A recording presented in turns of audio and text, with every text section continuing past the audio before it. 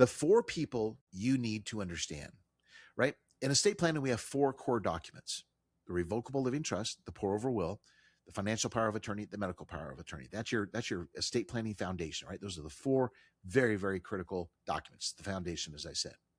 Same thing. We got to have some core people that need to be involved in your estate plan. And the first one is what we call the successor trustee.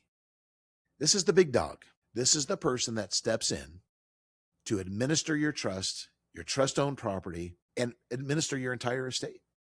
Now, as you're going to learn when I come back from break, this does not have to be the same person that's in charge of your will or your financial or your medical power of attorney.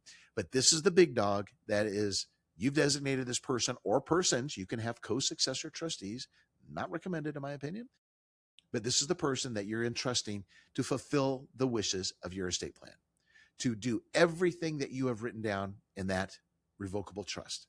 They are the ones responsible. It is a huge, huge responsibility. I just had a call with a client a few minutes before the show, and they wanted to name somebody that was basically just a friend as their successor trustee instead of the spouse. And I said, does this person know that you're naming them as successor trustee? And thank goodness the client did talk to that person ahead of time.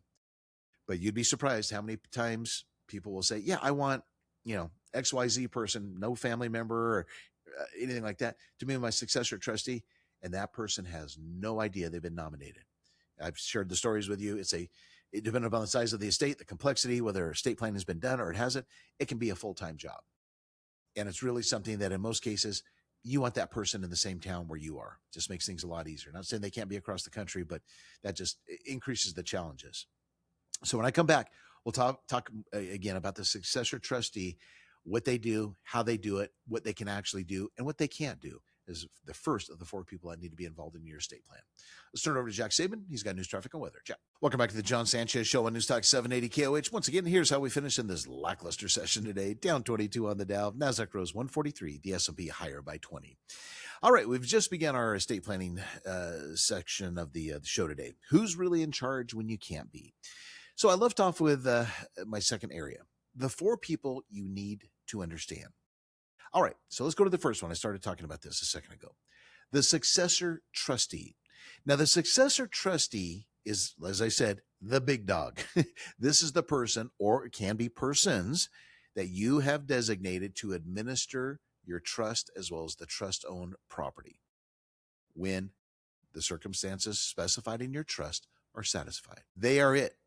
They're the fiduciary standard. They have to follow the trust rules, the trust, everything in that trust, they have to follow. They pay the expenses from the trust.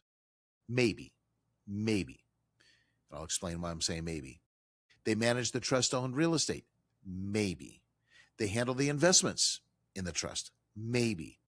But they absolutely do this. They eventually administer and distribute the trust property after your death, because that's when they really kick in. And the reason I say they manage the trust-owned real estate and so on and so forth, as well as the medical side, because as I'll get to here in a second, the other people that you need to name, and it can be the same person as your trustee or your successor trustee, is who's going to be your agent on the financial power of attorney, who's going to be your agent on the medical power of attorney.